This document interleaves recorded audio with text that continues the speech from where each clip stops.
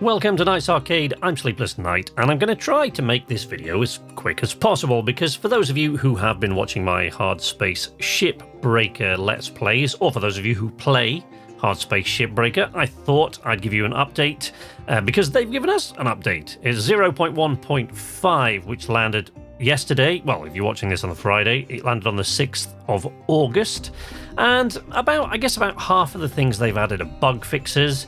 And then they've added things like reinforcement beams in the mackerel have had their textures updated. They've added physics collision sound effects when the player hits a shipping container in pressurized space. They've added new suit bump sound effects.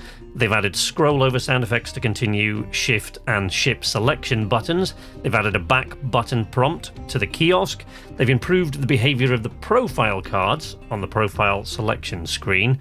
The laser cutter now visibly begins to overheat, so you can actually see it glow now, rather than just the sparking and the smoking that you got when it was damaged after a while. Now you can actually see it start to glow when it gets really, really hot. They've added a progress bar to the audio player in the HAB screen and the HUD, so when you're playing back things that you find on data drives, there's a little progress bar for the audio now. The controls can now be set to none in the customized controls screen. They've added voice limiting to data drive beeps in order to avoid overlapping beeps when playing a new data drive. They've added confirmation sound effects when successfully rebinding a key. They've changed the in-ship lighting just a bit, so the in-ship lighting's been updated to use volumetric and HDR color properties.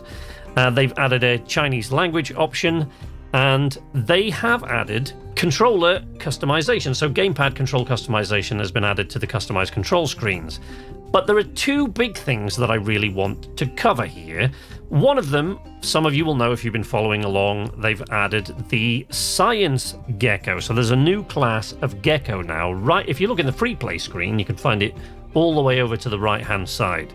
Now, these things are big, but all of the geckos are big. These seem to be... they're as long as the industrial and commercial geckos, or perhaps actually a little bit. If you sort of float above the ship bay and you look down past the jacks, they actually seem to extend just a little past the jacks. So if anything, they're a little bit longer than the commercial and industrial geckos, but they do seem to be slightly narrower. So usually you find two thrusters at the back end of these because they're not wide enough for three. So they're about 2/3 the width of the industrial ones and the commercial geckos. They have solar batteries all over the outside, which are worth about 200,000 credits apiece. They have hydroponics cabinets inside, which is one of the new things you'll find inside these. They're worth about 60,000 credits, I think, if memory serves. You'll see quite a lot of these little padded aluminium panels.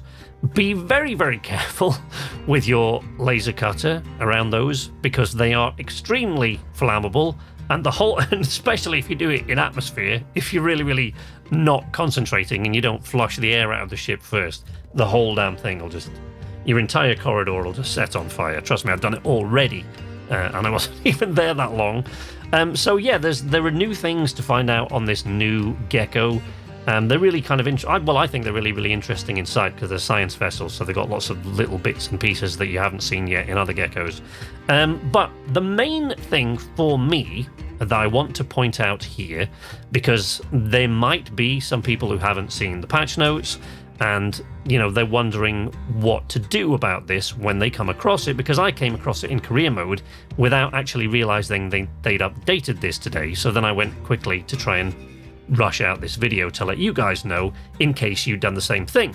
Now, in addition to the little yellow and black cut points on ships that we are all familiar with, there are now cut guards. So there are what look like green cut points. These are guards over the actual yellow and black cut points.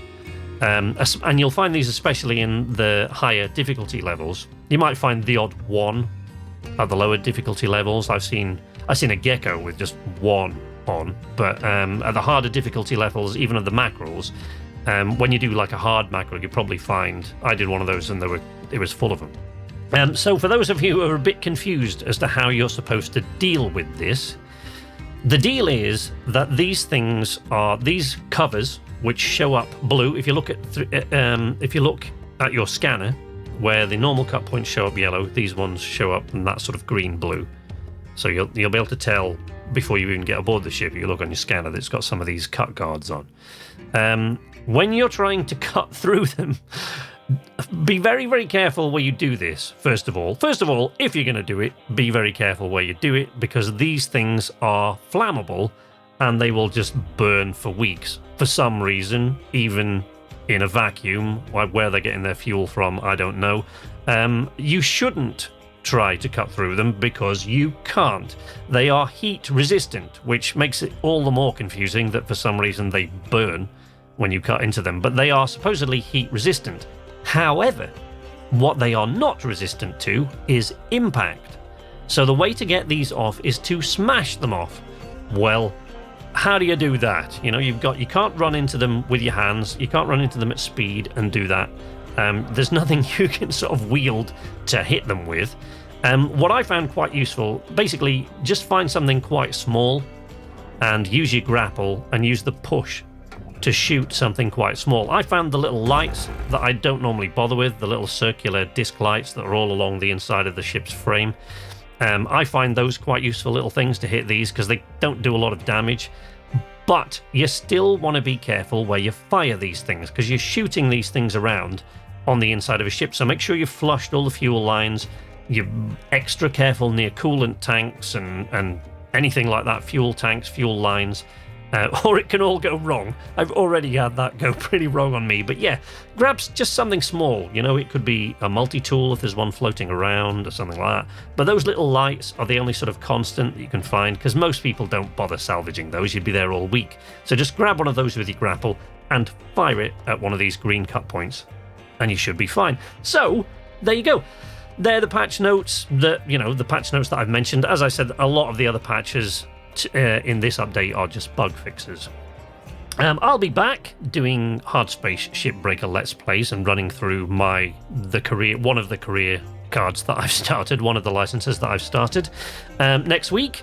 Until then, you can follow me on Twitter at @knights_arcade if you want to go in there and chat to me and other people that are talking about it, including the devs sometimes, about Hardspace Shipbreaker. Or many other games coming up now and in the far-flung future.